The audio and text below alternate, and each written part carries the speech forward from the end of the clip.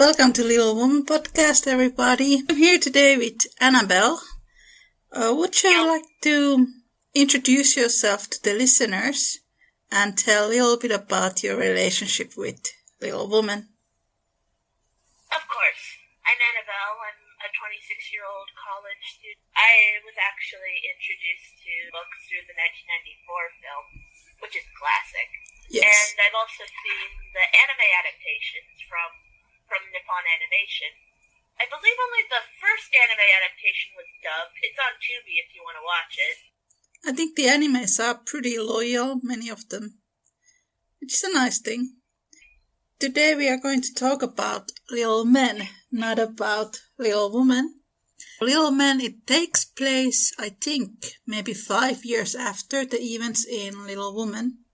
Joe is like 35 and Friedrich is in his 50s. Would you like to talk about your relationship with Little Men, specifically? Oh, sure. I remember I actually didn't read Little Men until middle school, but I did like it. Like, I did not exactly have the most stable home life, so I found a lot of comfort in reading Little Men, just because I just really loved reading it, because it made me feel, like, seen, because, okay, I know it was a home for boys, and I'm a girl, but I just always felt safe reading it. Little Man, it has this ability, sort of, I think I would call it like a comfort book. Like, to me, it's on the same category as first Anne of Green Gables books and some other books that are like really cozy and you get this warm feeling when you read it. And I think I told you earlier that there was this one lady who sent me a message some years ago who said that they didn't really have stable parental figures either. So when they read Little Man as a child, in a way, she saw Joe and Friedrich as her parents, or that these two characters were the ones who raised her. It is actually quite a beautiful thing and shows how powerful these books can be. Kind of a shame that this and Joe's Boys gets ignored.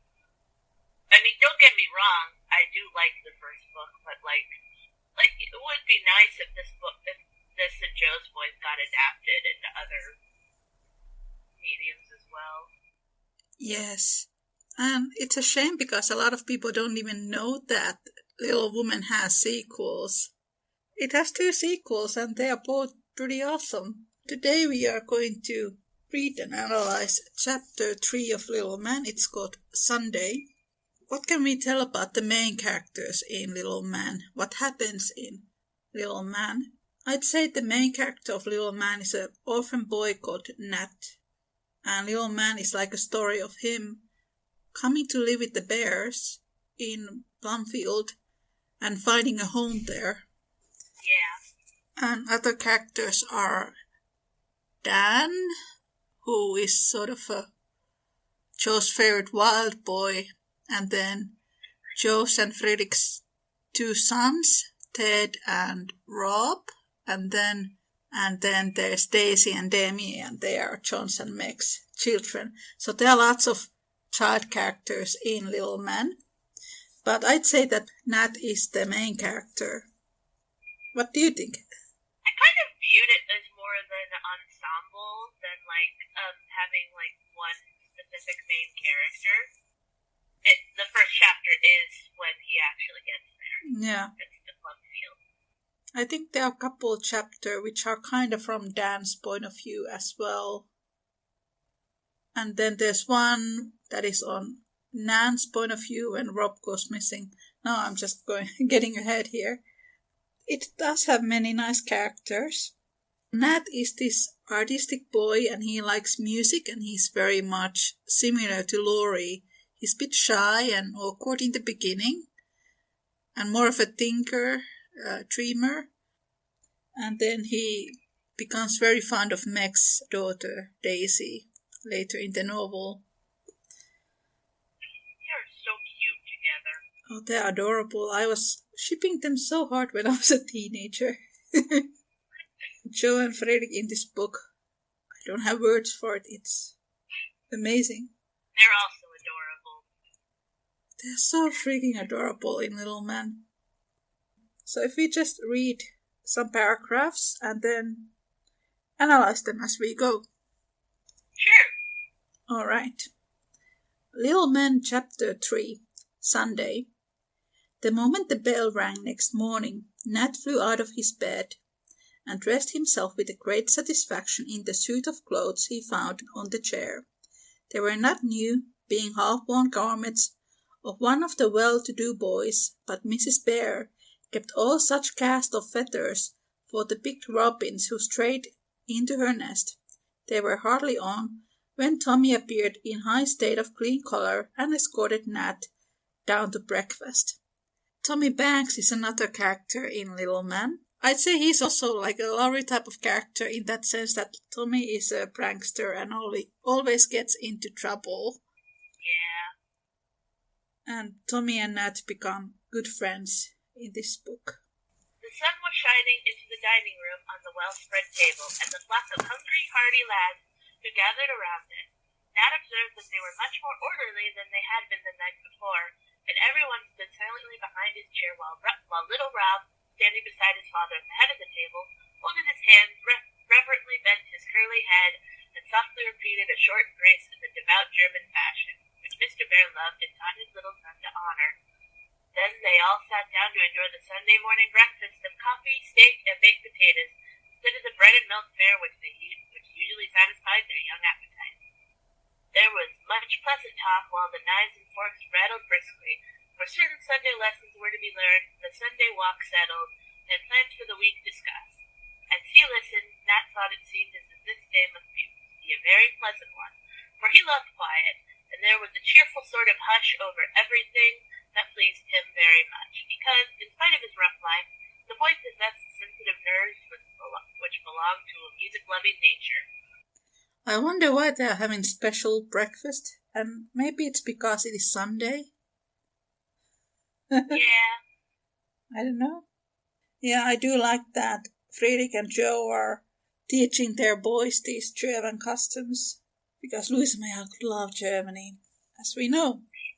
I just think it's a nice detail, because, also I'm kind of worried, I'm a little worried about the kids drinking coffee, though, because, they're a little wound up enough as it is. In Little Women, there are these scenes where Joe is always like, "Oh, Mr. Bear doesn't like tea. Let's make him coffee." Maybe coffee is for Fredrik and Joe. Maybe not for the kids. Maybe for the older ones.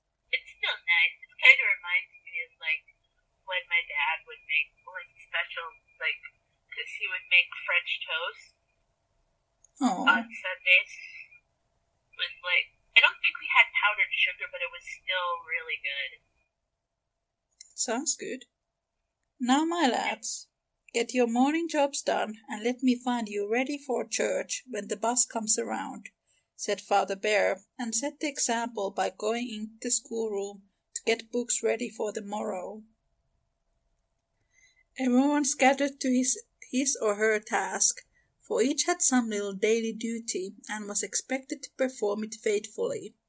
Some brought wood and water, brushed the steps, or ran errands for Mr. Bear. Others fed the pet animals and did chores around the barn with Franz. Franz is Fredrik's oldest nephew. Daisy washed the cups and Demi wiped them, for the twins liked to work together, and Demi had been taught to make himself useful in the little house at home. Even baby Teddy had his small job to do, and trotted and to fro, putting napkins away and pushing chairs into their places. For half an hour the lads buzzed about like a hive of bees.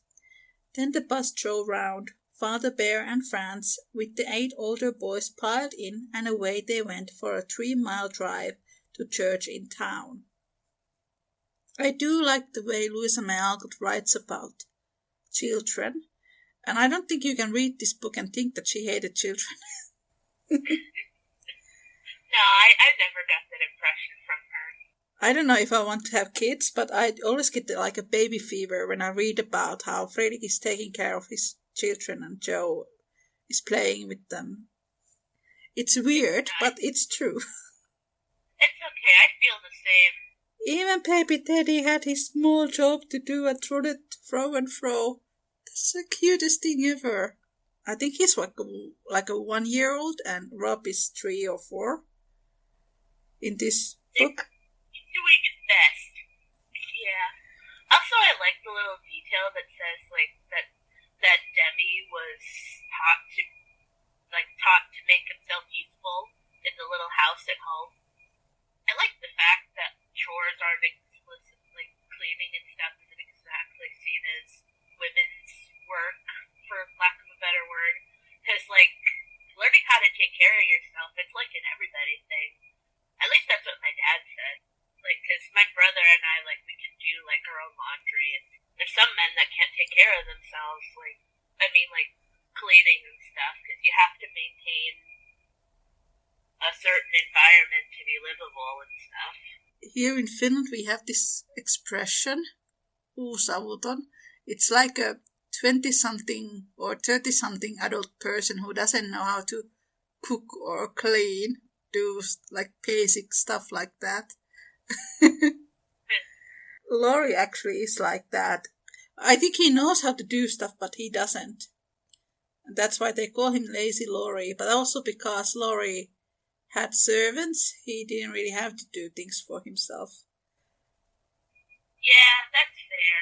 I think I remember, like, Marmee also, like, when the Marches were still rich, like, she got bored, so she learned how to do stuff in the kitchen.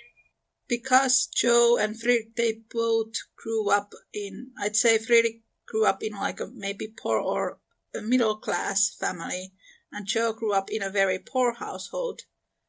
They both had to learn to become self-reliant. And that is what they are going to teach in their school for these children. That's good. Yes. Still today very relevant after 150 years later. Yeah. Because, like, I'm going to say, like, a lot of people, like, they're not, a lot of people just aren't self-reliant because of, I don't know, stuff. There are many reasons for that. It would be beneficial to be more self-reliant, of course. Because of the troublesome Koch, Nat preferred to stay at home with the 4 small boys and spent a happy morning in Mrs. Bear's room, listening to the stories. She read them, learning the hymns she taught them, and then quietly employing himself pasting pictures into an old ledger.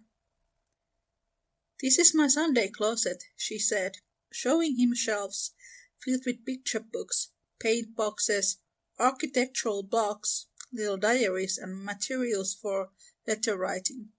"I want my boys to love Sunday, to find it a peaceful, pleasant day, when they can rest from common study and play, yet enjoy quiet pleasures, and learn in simple ways lessons more important than any taught in school. Do you understand me?" she asked, watching Nat's attentive face. "You mean to be good?" he said, after hesitating a minute. This is really nice because when this book was written, up until to that point, in the 19th century, people started to pay more attention to childhood and importance of playing and stuff like that. Like before that, there really wasn't like a separate world between adults and the children. Yeah. I mean, there were dolls, obviously, but, like, they were just seen as mini adults. Joe definitely understands sort of early pedagogics of childhood play. But it does really reminds me of the time when Joe is in New York in Little Woman, and then she sees Fredrik playing with Tina and the other girls in the boarding house. It is something that she loves to do as well. Yeah, it was so cute. It's one of my favorite scenes in Little Woman. Shame it doesn't really get adapted too much. No, not really. I think the best version where they adapt like Friedrich playing with the kids and Joe thinking it's adorable, it's the 2017 series. That had a pretty good scene. And he also plays with the kids in the 1994 film. Yeah, I remember that. It was so cute. Yeah.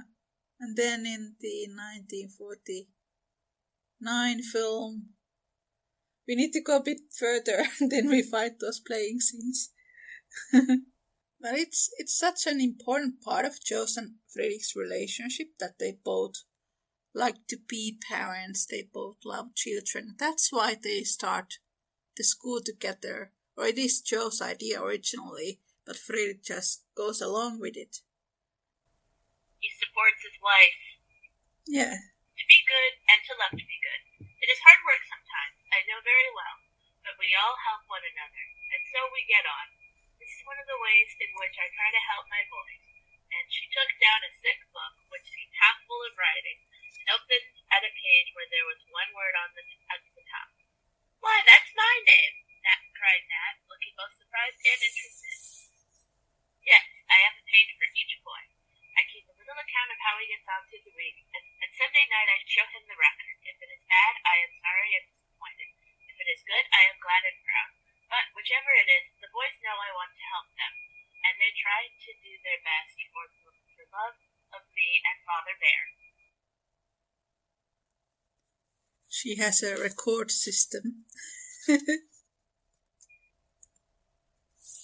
I think that part would have made me a little bit nervous, but I mean, because she wouldn't want to, relatively non-judgmental in a way, because she's just I want to help them. Yeah. I want to help them. Even if they're bad, I want to help them. I don't think Joe's feedback would be that terrible, even if she was disappointed. Still, I would have been so nervous. Yeah, when you come there for the first time, then definitely. I do feel for Nat. I had a big crush on him when I was a child and read this book for the first time. Yeah, he is pretty adorable, not gonna lie. Yeah. And he can play music for you and stuff. I should think they would, said Nat, catching a glimpse of Tommy's name opposite his own and wondering what was written under it. Mrs. Bear saw his eye on the words and shook her head, saying as she turned a leaf, No, I don't show my records to any but the one to whom each belongs. I call this my conscience book, and only you and I will ever know what is to be written on the page below your name. Whether you will be pleased or ashamed to read it next Sunday depends on yourself. I think it will be a good report, at any rate. I shall try to make things easy for you in this new place and shall be quite content if you keep our few rules, live happily with the boys and learn something. That's a really nice way to say it. Yeah. What I understood, Jo didn't want to be a teacher because she doesn't have patience for that, but she definitely has patience to raise these boys, which I think it's much more demanding than being a teacher. I think she's getting along okay, though. I'll try, ma'am. And Nat's thin face flushed up with the earnestness of his desire to make Mrs. Bear glad and proud, not sorry and disappointed. It must be a great deal of trouble to write about so many, he added, as she shut her book with an encouraging pat on the shoulder. Not to me, for I really don't know which I like the best, writing or boys, she said, laughing, to see Nat stare with astonishment at the last item. Yes, I know many people think boys are a nuisance, but that is because they don't understand them. I do, and I never saw the boy yet whom I could not get on capitally with after I had once found the soft spot in his heart. Bless me, I couldn't get on at all without my flock of dear noisy naughty harum-scarum little lads, could I, my Teddy? And Mrs. Bear hugged the young rogue just in time to save the big inkstand from going into his pocket. Oh, little Teddy is the cutest. I know. I also find it interesting, like she mentioned, I don't know which I like best, writing or boys. I think a lot of people think that Jo gave up writing, but, she didn't. She can't be writing all the time with all the boys around, but she still writes. Yes. I think it was Greta Gerwig who said that Friedrich forces Jo to stop writing and start a school. She didn't read the book. Or just watch the movie adaptations. Maybe. I don't know. Because in Little Woman, Jo says that even before I met my Fritz, I had desired to start a school for poor boys. So it was all Jo's idea. And it gets even better because in one of her diaries, Louisa May Alcott writes that when she is an adult and when she has bits of money, she would like to start an orphan house for boys. And she wrote that when she was in her 20s. There we definitely see these biographical elements in Little Men.